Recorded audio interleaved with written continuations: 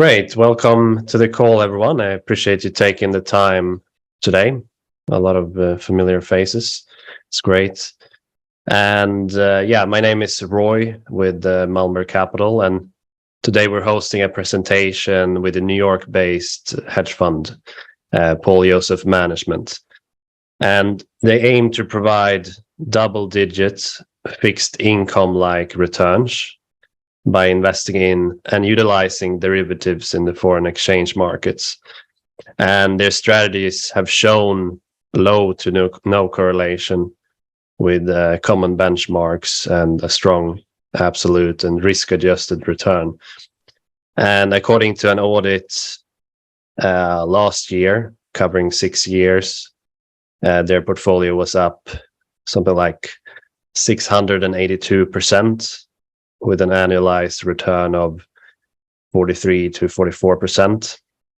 And that's, correct me if I'm wrong, net of trading fees, but gross fees on a fund level. And with me, I've got Sarin Bratovsky, CEO, Dan Beckerleg, Operations, and Andreas Miranda, Chief Trader. We've also got Gary Strong on the call, who's known the team for quite some time. So I thought if you have questions during this presentation, just put them in the chat and we can address them as they come up, or take them towards the end because we're planning a Q&A. And also I'm going to share the presentation and the recording with you after the call via email.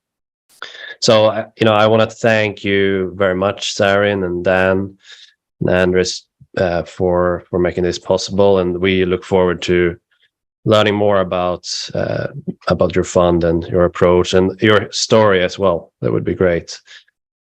Thank you so much. So I thought I would pass it over to you, Sarin. Maybe you can start with an intro. Yeah, wonderful. Well, so thank you so much for putting this all together. Thank you, Gary. I know we go way back, especially with your relationship with Dan.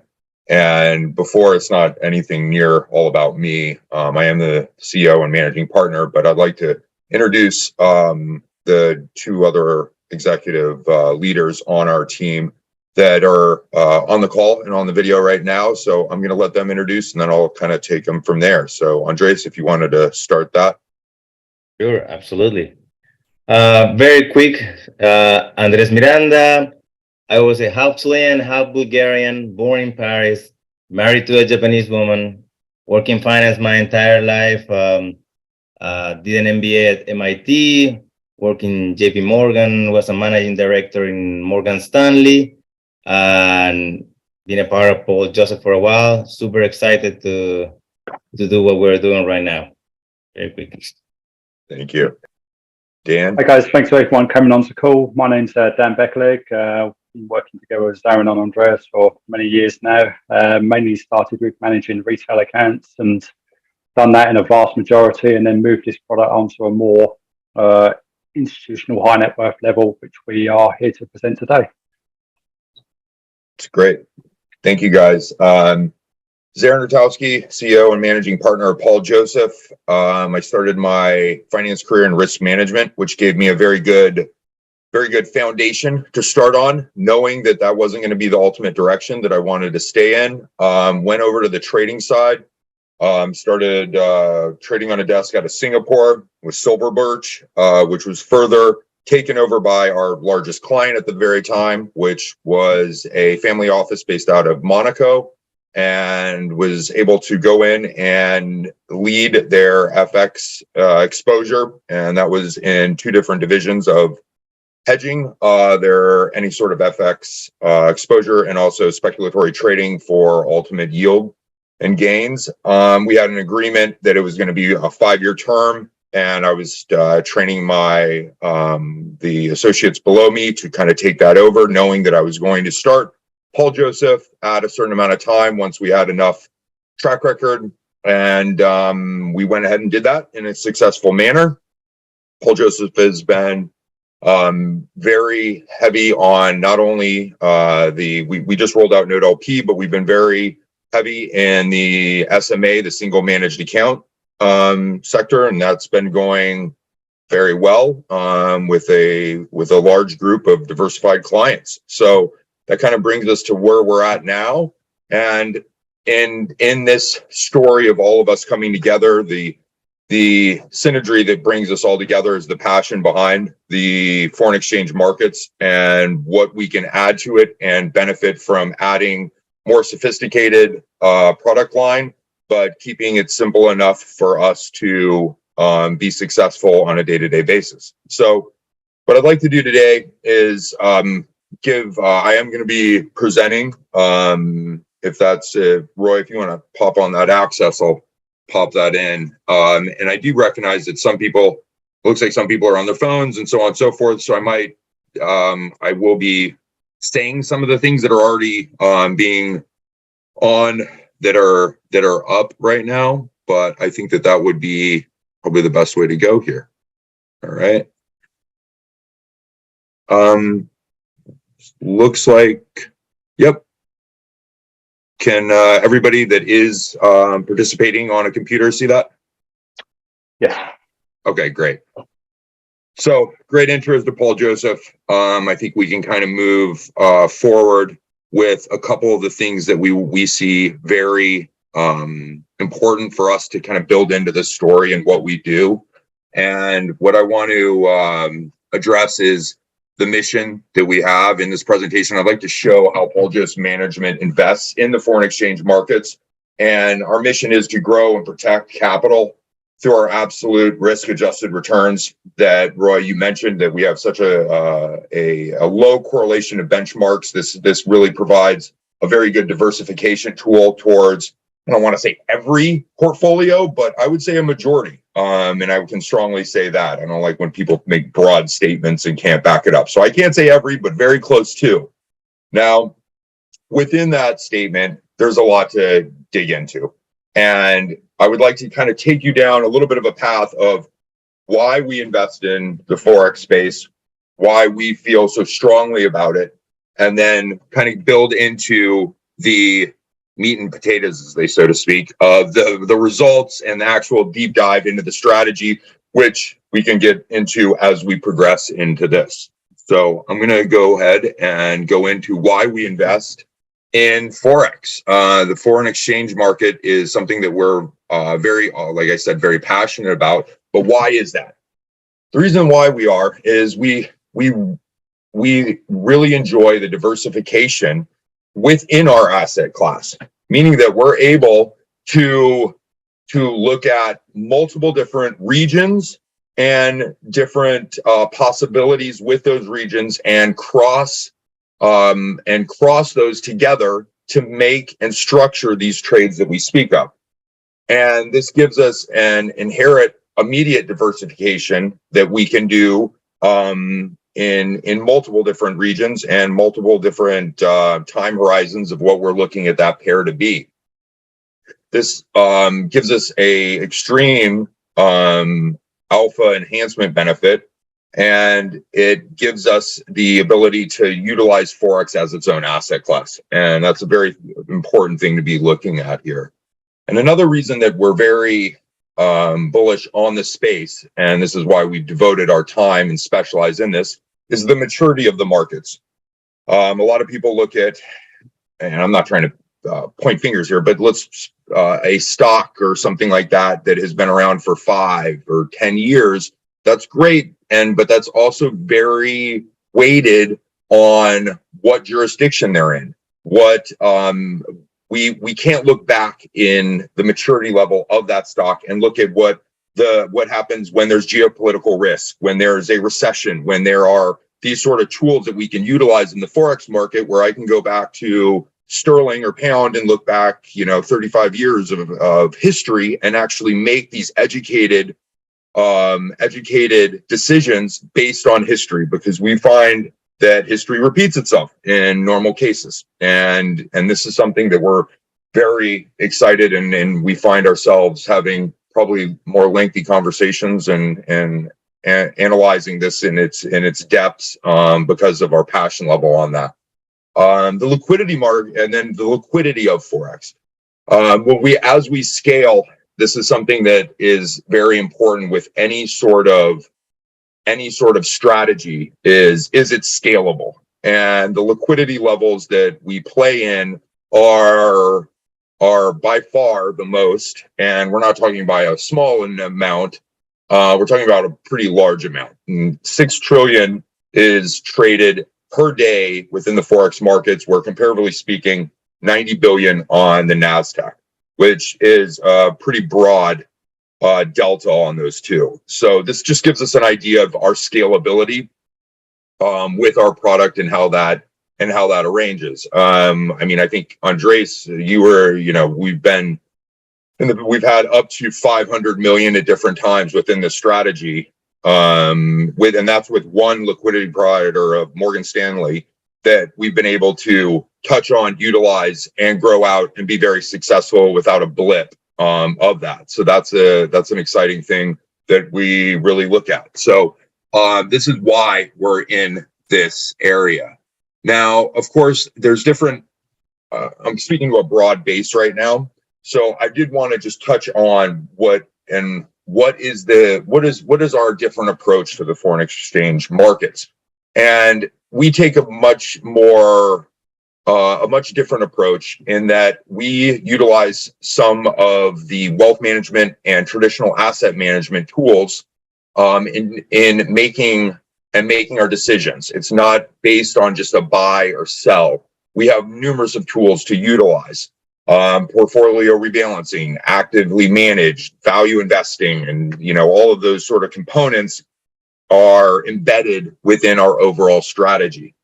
And this is something that is very important, and especially explaining what we do. So I'm just touching on that factor, and this all kind of builds into where we're going with this. Hang on, wait, sorry. That's where we're at here, and this is our different approach.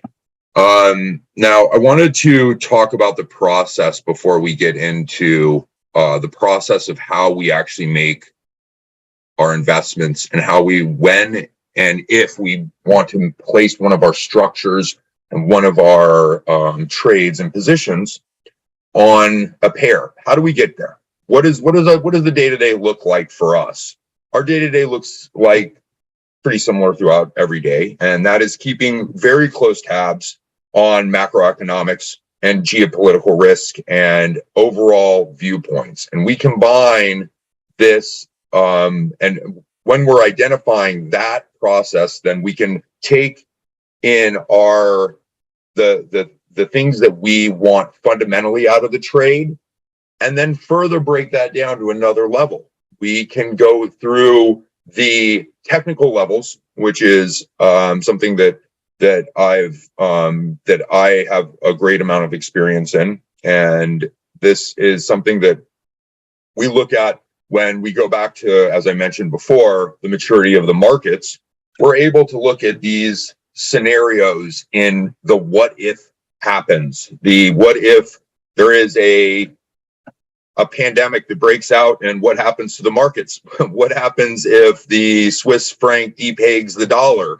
What happened? I mean, these are all scenarios that we've traded through and have come out on top due to these fundamental points of view of how we actually get to the end goal of our trade. And once we boil those, once we have the macro, we have the technical, we run through the what if scenarios and the risk management, then we're also having to have the right execution partners with that. And in order to do that, we've had to grow into our position with having these relationships that are long-standing and very deep-rooted with some of the top-tiered financial institutes that are around. And this is how we get to a trade that will make sense for us, our fundamentals, and check all the boxes that we need to move forward in each individual trade. And then on top of that how we actively manage that. And those, whoops, sorry. Oh, sorry. I went a little farther there. With the management features, and this is something I wanted to touch on just before we get into everything else again, is the management features. It's very important to have those once we have those trades that we ultimately are committed to, who's executing them and how we do that. And this is a very important part of the trading piece. And I think there's always the question of are these partners and are these financial institutes able to handle the scalability? And we've already proven that time and time again. And that's something that we're very proud of executing in. So that's on the management features. I am gonna go. Sorry. Now with the overall strategy, this is where I know we are. I'd like to bring this out a little bit because I think we're all coming from different levels of education within and experience. I shouldn't say education, but different experience levels within trading in any of the different subject lines.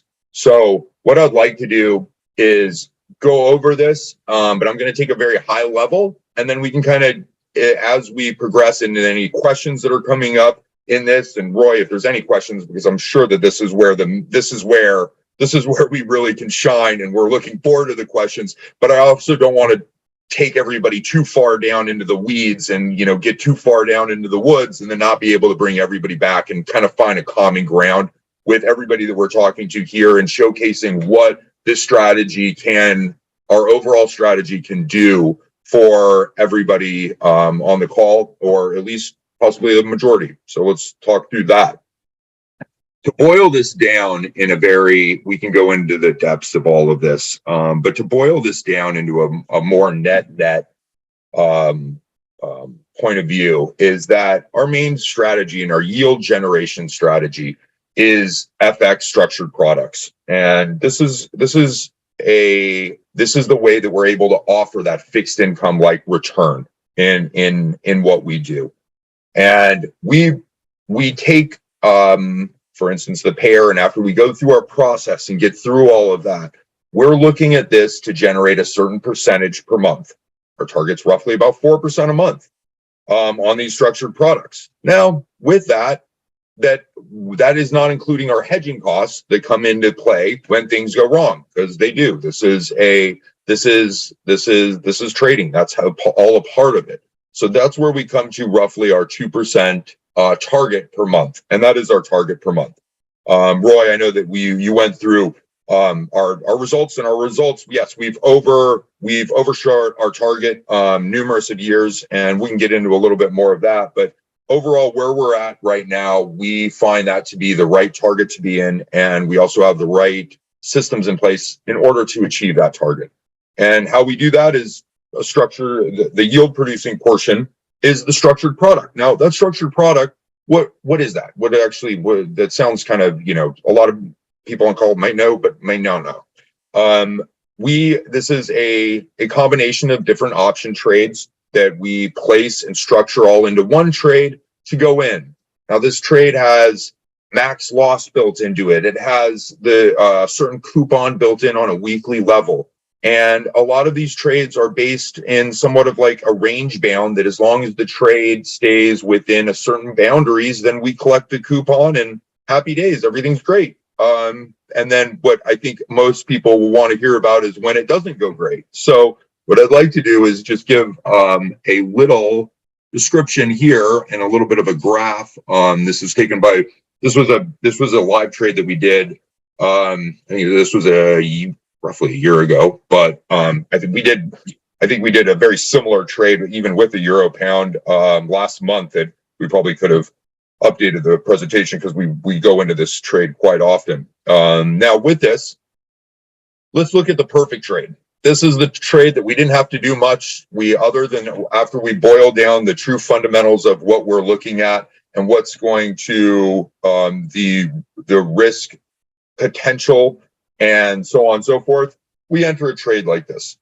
The green line, as long as the price stays within the green lines, we collect a coupon. That coupon is collected every week, and happy days. This is great. Now, this is what we like trades to go down, but as you know, they don't always go down that path in every single way. So then I wanted to bring you guys to how we support the trades when they don't go the right way. And this is a lot of diversification, but also risk management built in. And this is spot hedging is something that we utilize a lot, which is just a way of saying that we're buying the underlying currency that is underlining the structured product. And we do that with a event trading system that if there is a black swan event and a knee-jerk reaction in any sort of way, we're able to our systems put a trade in that can neutralize all risk within 100 milliseconds of that happening. So it's extremely fast. And then furthermore, we have obviously the ultimate stop losses and of these other things.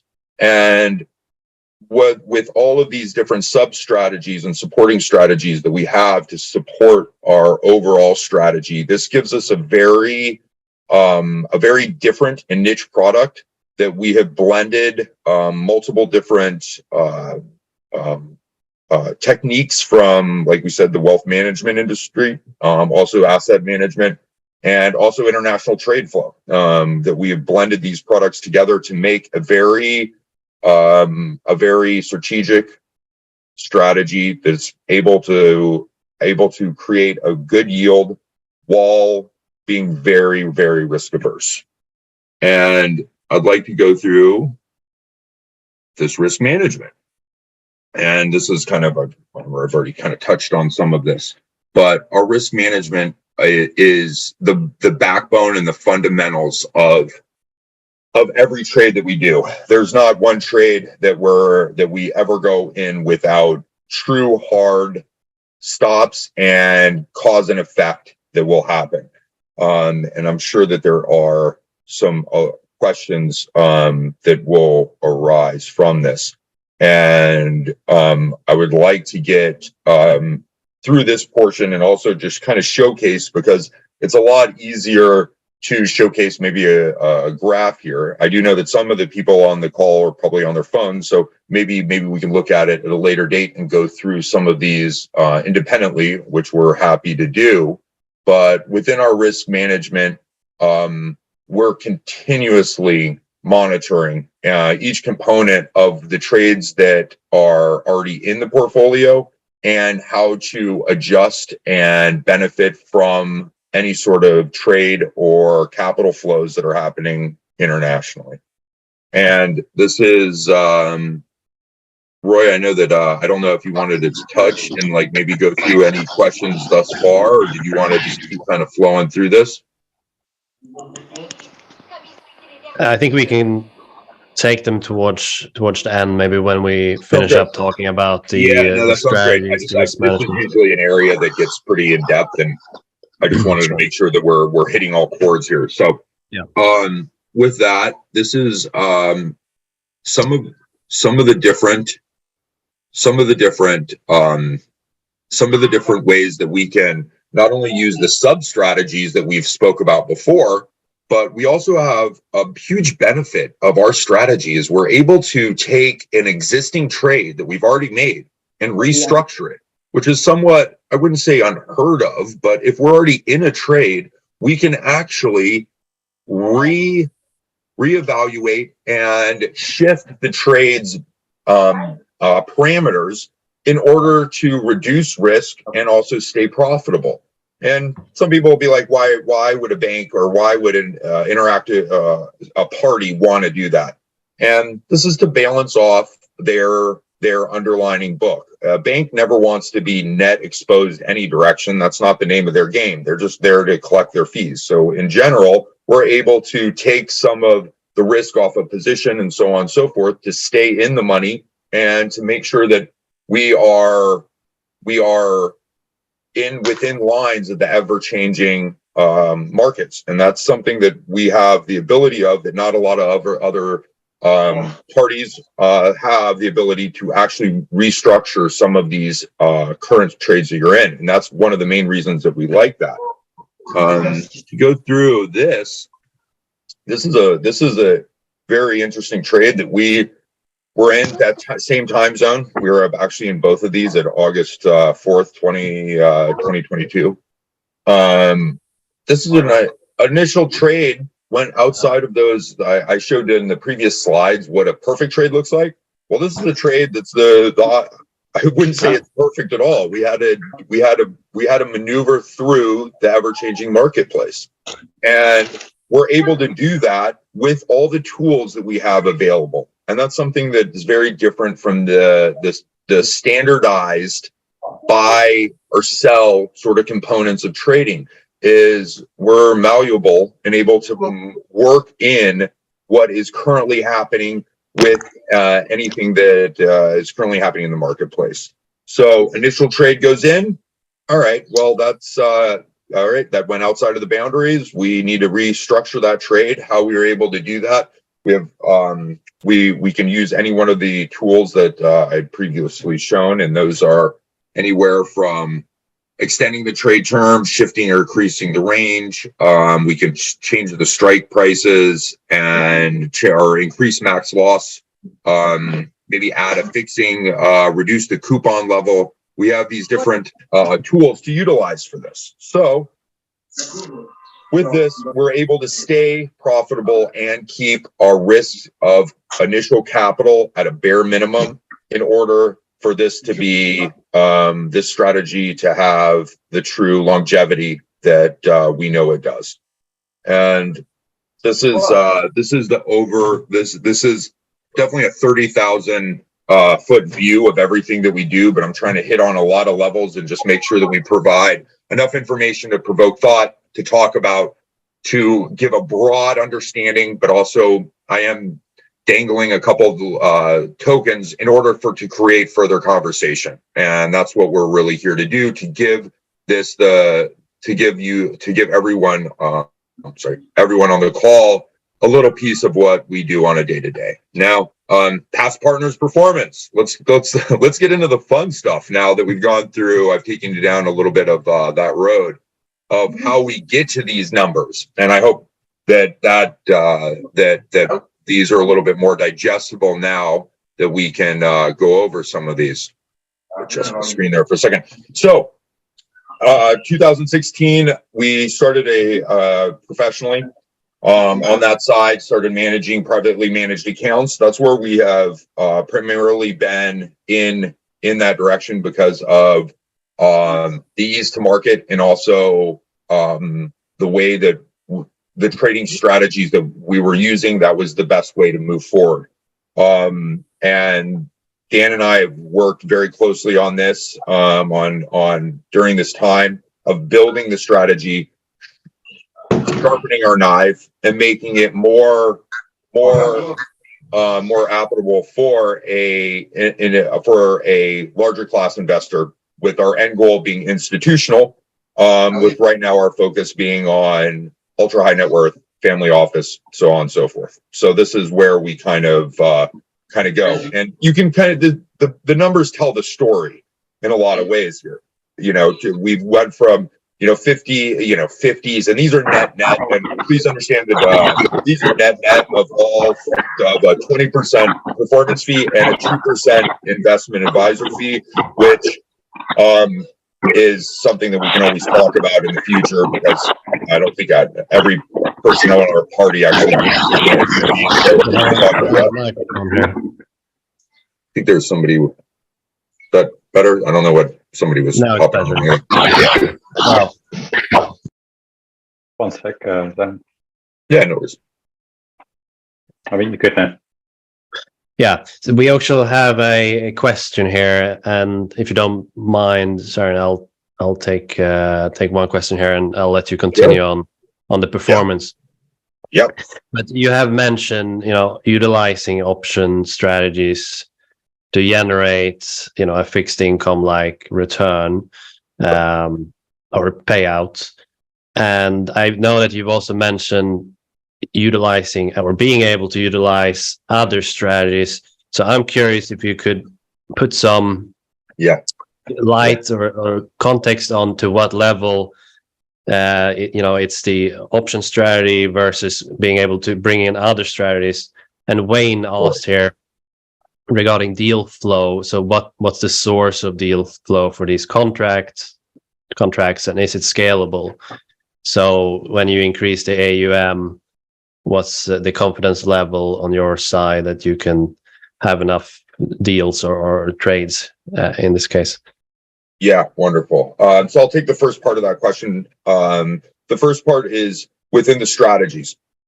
We have with the yield producing strategy is the structured product, and those are structured bank notes, effectively, that we have a fixed term on those. We have fixed terms on those contracts, and those contracts are built with a negotiation with the banks in order for us to meet our mandate of what we're looking for, and then also make sure that that risk level is appropriate. And where the sub strategies come in, we do have the ability to utilize those strategies as additional yield producing strategies, but it is not the focal point of those strategies at all. Those strategies are to reduce risk, and they actually generally they reduce the risk in any sort of fashion. So that's where we need to be. I want to be clear there is our main strategy is the structured product that produces the yield, has built-in risk management. We further take it to another level that a lot of other people haven't had the experience of having the other sub strategies in order to utilize those sub strategies in the best market conditions. So sometimes it is good to have a micro positioning strategy due to the fact that markets are moving slowly, and we can add slowly to a position that may not be in the best. We don't want to completely wipe the position out or restructure, but we can just build into a smaller subset to create income from that then can give us additional tools to possibly restructure. Because every time you have a conversation with, if we restructure, there's cost to this. There's cost to any transaction, there's cost. So anytime we restructure, there's a cost, or there is some sort of, it's almost like a water balloon. So if you squeeze it, some portion is going to come out. So we're just adjusting what that is. And that gives us an additional source of underlining. I wouldn't call that yield, because it's not necessarily yield. That's just the cost of doing business underlining in order for us to keep the structured products, the bank notes that are very important for us to keep that underlining value coming in. And those sub strategies, to net that question, sub strategies are for risk management. The structured product is for yield generation. And part two, I think there was another question regarding trade, the trade flow and how this generally works within this. And it's a great question. So I'd like to talk about how these sort of contracts are built, because it is a very specialized contract. This is an independent contract that's between us and the financial institute. Let's say, well, our main partner right now that is being the most competitive in this is Macquarie Bank out of Australia, but we still have partnerships with JP Morgan and across the board. And sometimes these contracts come in at different levels because they have different risk. They have a different order book, and they have a different flow of they're already heavy on X. They actually want to unload this to, like, they don't want exposure to Australia. They've got a huge shipment of, commodities coming into the US. They're already exposed to this certain underlying currency. They don't want that exposure. They're financing the deal. They need the trading desk to neutralize that risk. Well, we can come in and take those and negotiate those contracts in between. And that's something that is very specialized in what we do. And that also kind of answers the second part of that question, is if that's scalable.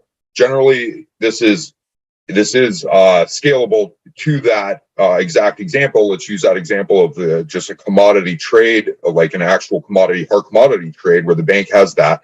And we are able to offset that. So those contracts are extremely high, and we're probably only going to take a portion of it anyways. So these contracts are very scalable. And like we said before, we've had upwards of 500 million within the strategy and never even touched the sides. So at this point, we're very confident in the scalability.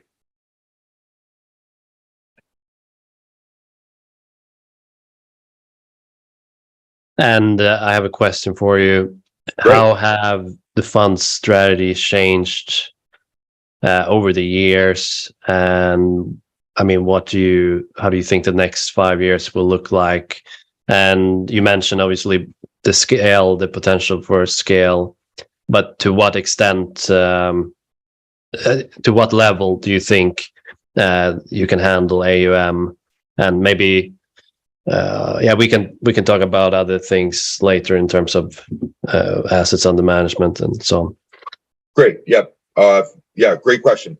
I think that I'd like to touch on this actually brings in the past performance that you guys are looking at, because the first part of your question, I think kind of guides us through this and tells us a little bit of a story of how we have evolved and strengthened our overall strategy and enhanced it exponentially. But by doing that, we've grown on the same fundamentals, but we're just enhancing it consistently. You got to keep your knife sharp, and that's the way we look at it. We're consistently evolving and making it sharper and stronger every day. But the numbers tell a little bit of a story, because it also showcases where we've come from on a investor base. Because in the initial days, we were after more volume on our investor base, and those clients were on the smaller ticket size. And they also wanted they had higher tolerance for risk and wanted more reward. So we ultimately were handling that mandate that we had, and that's where our focus point was. As we use that as a stepping stone to evolve the strategy, and this is really where we had brought in. This is where Andres and I have been on each other's radar for 10 years now, but now this is where Andres actually built in to this strategy and helped us evolve into where we're at today, with taking the bank contracts portion and utilize that back in the institutional investment banking side, but with then also incorporating my expertise in the spot, algorithmic, and technical trading. And this was something that we've evolved into over the last couple of years that has been very, it's enhanced the strategy exponentially. And we would like to go further into this. So, but when we talk the second, I hope that kind of guides you into where we've been and kind of where we're going there. But when it comes to the next phase of we would call it a world domination, we would like to get more into that and how we can scale this even further and so on. And Andres, did you want to touch on that a little bit? Sure, of course. I mean, well, we always talk about the FX war and all these structured products. The amount of sophistication that exists right now in the investment banks, in the trading side, it's huge, and it's barely untouched by some of the hedge funds that are out there. Like the amount of strategy that you could add or you could consider in the future to even diversify further are super interesting. Like I don't want to get too deep, but we always talk about how some traders, and when you see structured products, they're not even trading this structured product, they're trading the components, and this is going to go very deep, like in the Greeks, like they're trading volatility itself, or they're trading the second derivative of this kind of thing, and they're making a lot of money. Why? Because most of the people that trade options in the market, they need to buy an option to hedge something. They are not taking a position. Most of the volume that exists in the foreign exchange market is just for hedging. So if you have actually a thesis and that you can actually invest, there's so much potential there for the taking, because people just have to take the position, and sometimes the market is gonna go in the opposite direction. So the potential for growth and adding diversification and adding sophistication is just unlimited. This is like the tip of the iceberg, to be honest.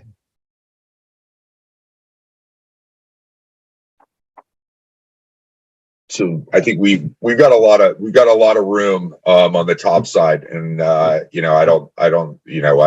hard to say completely unlimited, but we have full scalability in a lot of different ways there, and we have built a product and the foundation brick by brick in order to hold that the fundamentals and grow this out in the proper way, and we have the team and expertise to do that. Great. We have a question here. Considering this is a net performance overview, am I correct that a pure FX managed account, LPOA, without structured add-ons would double the net annual returns for a client?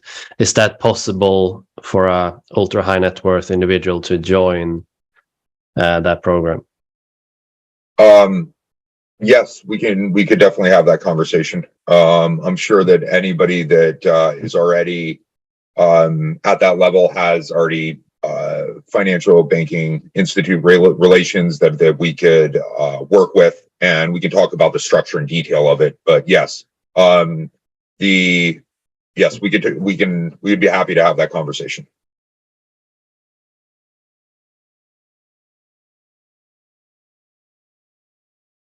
In regards to the doubling of the profit, it is a substantial difference there, and we can run those numbers, and I'm happy to, if you want to off the side, we could run all those numbers and shoot those over to them just to give an idea, and possibly a 5-year outlook and projections and so on and so forth. Obviously our previous results are not indicative of future results, but we have a strong inclination of where we can be going and where our targets really are. And we can take it from there.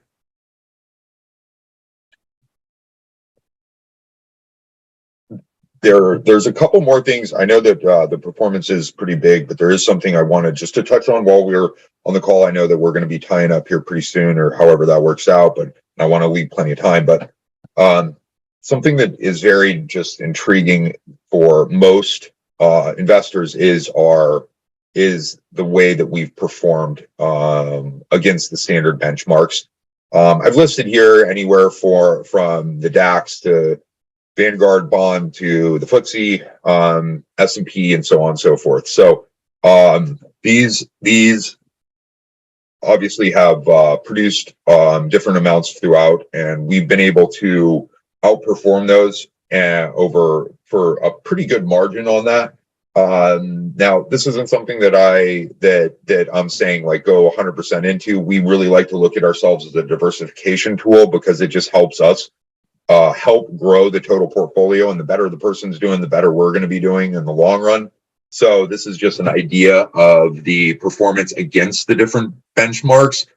What's really interesting for us is the non-correlation, and our non-correlation is at, like Roy, you mentioned in the beginning, we're almost at like a 0%, that's exactly where we're at here. We're at a 0.05 against the S&P, and that's the S&P TR, 0.04 against bonds, and 0.02 against a Vanguard real estate ETF. That's the only way that we can kind of calculate. It's kind of hard to calculate total, depends on with real estate market, which we know a lot of people are in. But as you progressively get more and more of these investments, it's the holy grail of any sort of portfolio management, is to have a strong amount of investments, meaning that it really starts working well around that 4 to 5 mark of different non-correlating asset classes that you feel strongly about.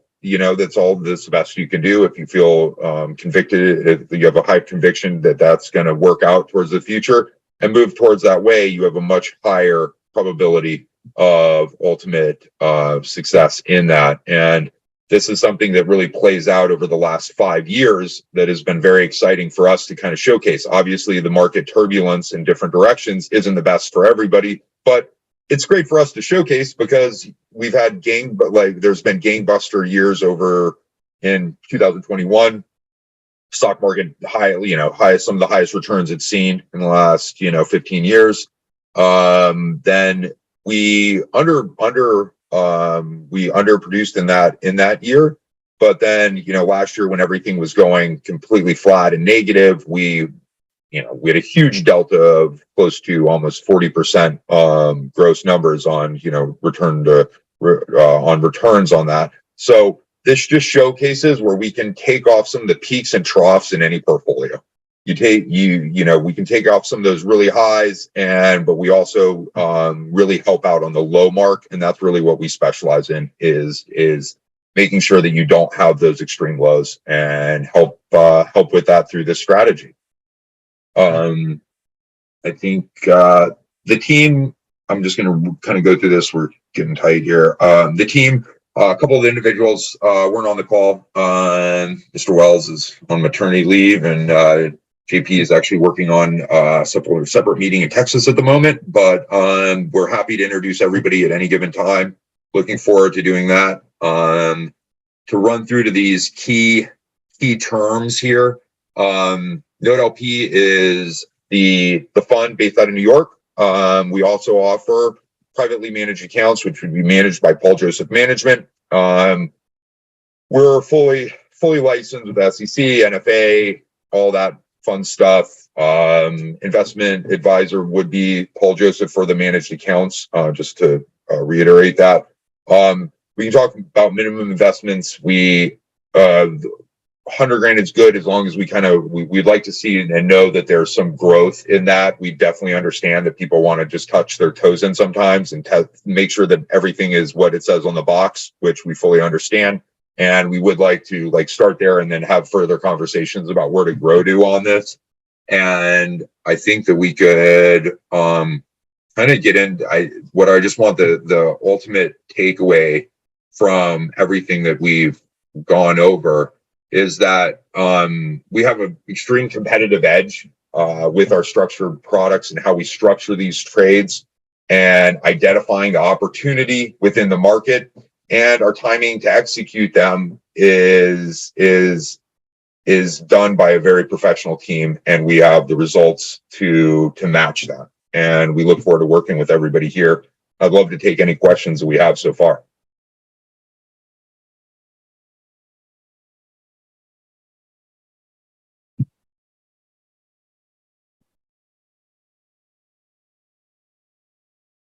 So you mentioned, looking at in the Forex market, being able to look at past data for a considerably long time, in many different asset classes or different markets.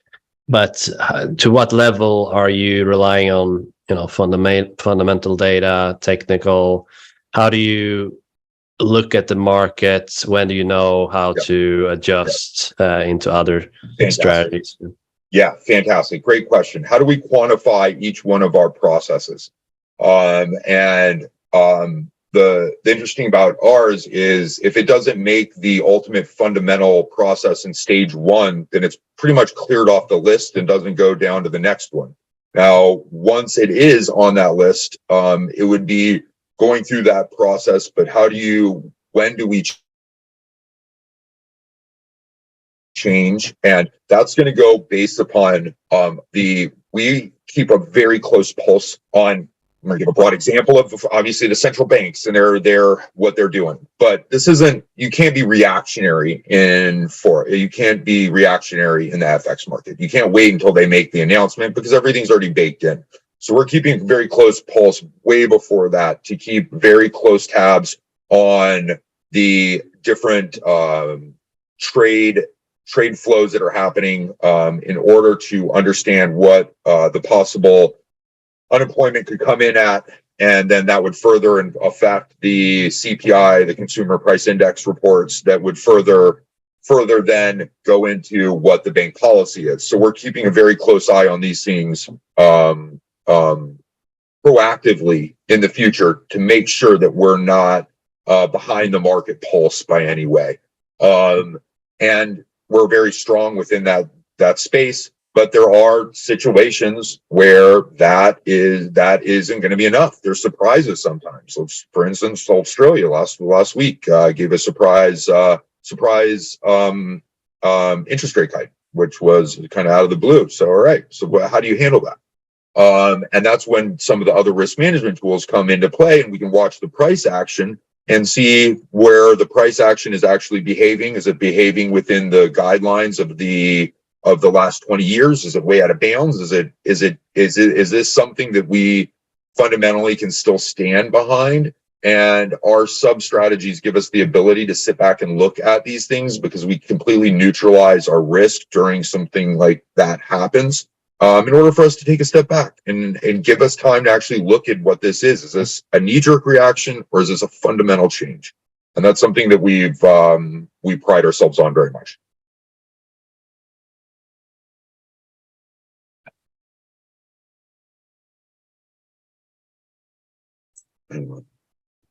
Great. So one question from my side is, I guess, Sure. These structured products will pay out, and like on average, I mean, is it you're in a position as long as it pays out and you're adaptable, or is it like on average, how long will you hold such a product position? How often do you rotate? Just to get a sense of how funds are flowing. And then we have a question here. As someone mentioned, some traders that are not deploying structured products but have fairly high winning streaks. And so the question is, what is the added value of add-ons to manage risk? Okay. To go back to the two-part question, I think it's a two-person question as well. But going to the time horizon of every trade, it's a great question. We look at this very, very in a detailed manner. We look to have trades to be within the 4 to 6 week range. That's where our targets are. So these are, in the grand scheme of things, a fairly tight turnaround. And we look, because we look at what the technicals and the maturity of the markets have kind of given us some insight of what we can expect for that time frame.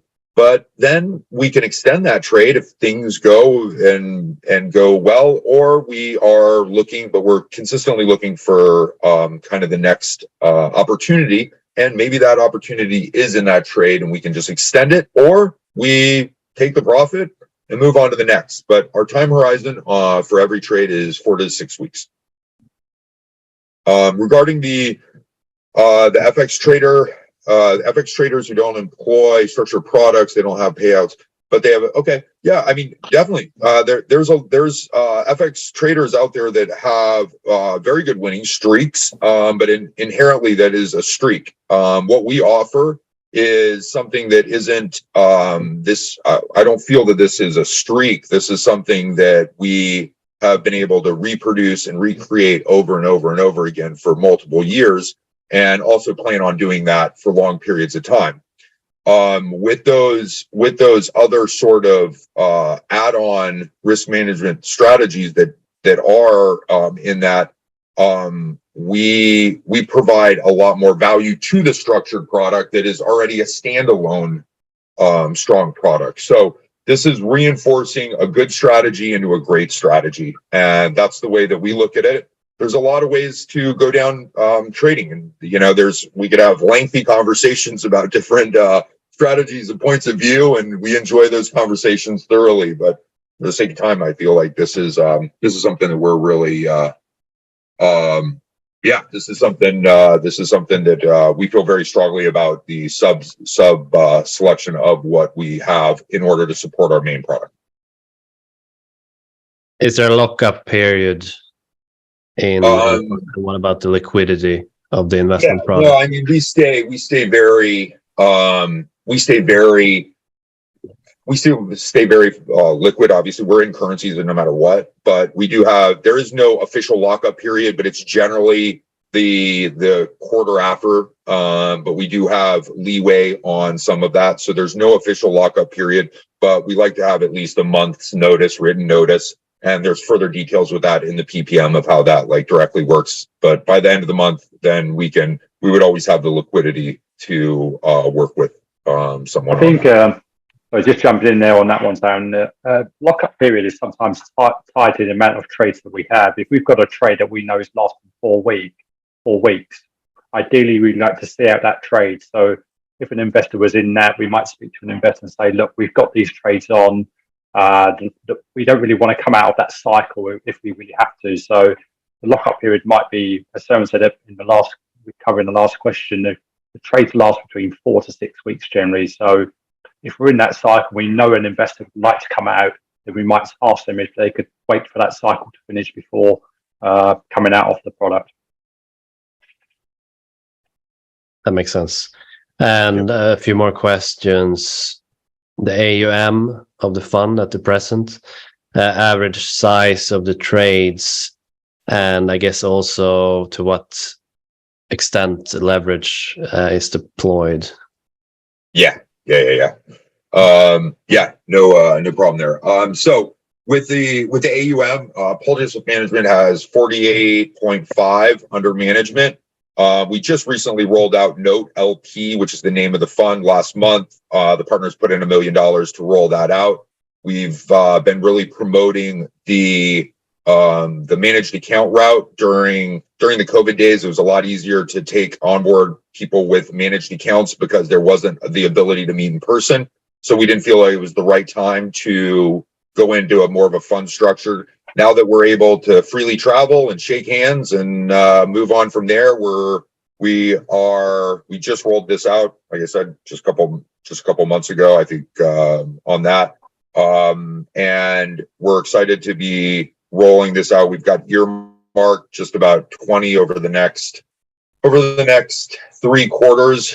There's different levels coming in at different times, and we're excited to showcase that side of our business and how we can help grow that out.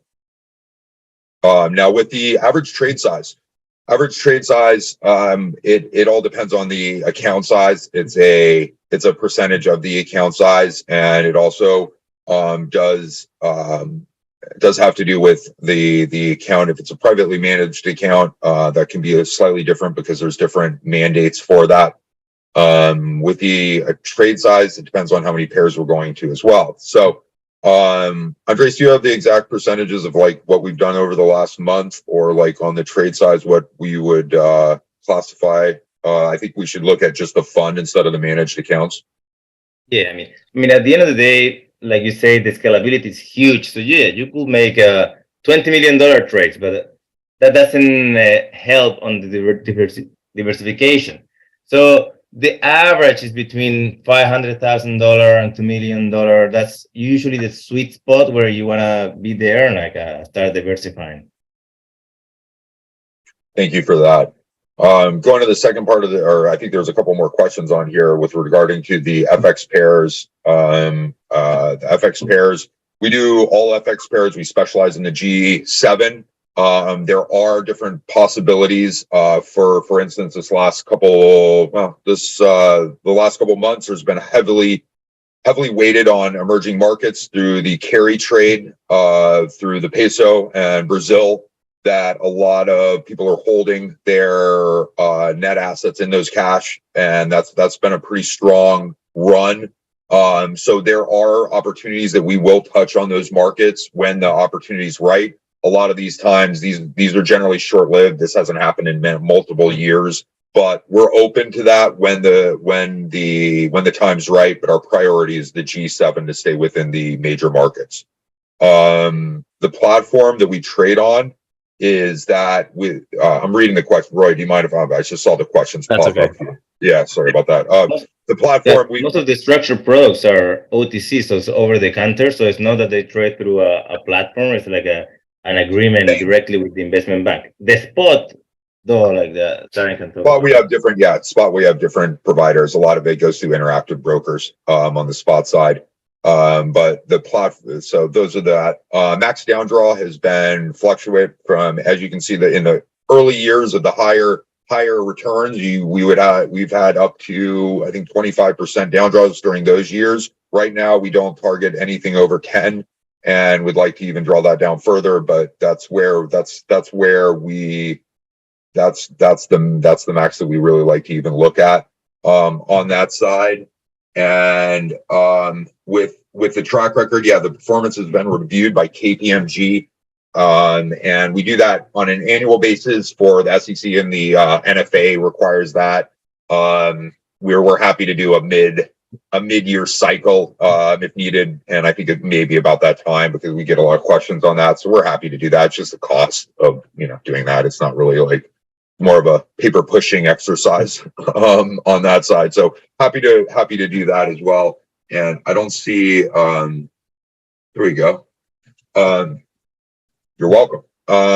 Roy, sorry, I didn't mean to take over your spot there. I thought that there was a couple coming in that I just wanted to address because those are obviously mainline questions that come up on every one of the conversations. So we might as well hit every one of those. That's good. Any other questions or anything that you think you should bring up that you haven't mentioned? No, I think, we've gone pretty well in depth on this. I mean, we can go, this was a 30,000. We touched on a little bit of where we can go a little bit farther. We've got a huge competitive edge. We have the team and know how to execute that. And we'd really like to talk further about how we can improve, anybody's current portfolio, and we're happy to take any additional questions after the call. If they come up, email, in person if everybody's in the New York area or in the European area, let us know, and we can kind of take things from there. Great. And is there any questions that you typically get from investors? Anything regarding, for example, operational or organizational risks associated with the fund that is not so much in terms of the strategies, but fully, yeah. We can go a deep dive on that, and I think we could follow up with a DDQ questionnaire on some of that of our risk management points of view, where if two of the traders were on the same airplane and it went down, those sort of questions of what our risk mitigation is there, or who would control further go down that path. And there's quite a few of those things that we actually have to have in place in order to carry the licenses we do. So those are in depths of exactly what we do. All of those procedures are fully in place, and we're ready to enact if there were to be any sort of emergency situation like that. God forbid. Hopefully we don't have to go through that, but all those procedures are in place. We're under a tight rope with the regulations, and have to keep a very tight rein on any of those sort of operational sort of situations, and who's involved and what, and how we can react to any of those situations. So yes, fully we can share that information at any given time. Gary asks here if you want to mention the type of funds you can take on, pension funds, etc. Yeah. Yes. So funds we're able to take on pension funds. We do have a portion that we do management for actually other funds, like fund-to-fund networks that they come to us for and outsource their exposure and want some exposure in this, and they represent pension funds directly. So we already are engaging in that as of today. So we're able to take on that to that level as well. We're also able to talk about the accredited investor, high net worth, and so on and so forth. So we are very happy to do that in that side. Great. Stefan asks, can investors invest with Bitcoin, Ethereum, etc.? It's something, it's something that has come up in the past. It is, it's a possibility. It's not something that we really thrive on. And it's a basic, it would be somewhat through one of the major exchanges through they would still have to go through the same PPM and know your client regulations and all of that. But there is a way to do that if we see that that's the relationship that we want to carry out. But it is definitely, it's a possibility, but not something that we focus on. Great. Any other questions?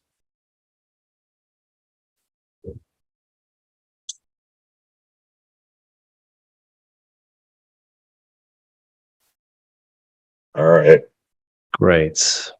Well, I appreciate everyone taking the time to join today, and thank you very much, Zarin, Andres, and Dan. It was great to have this conversation, and I will share more details with everyone after the call. You'll get it in the tomorrow. Yeah, wonderful. I'm really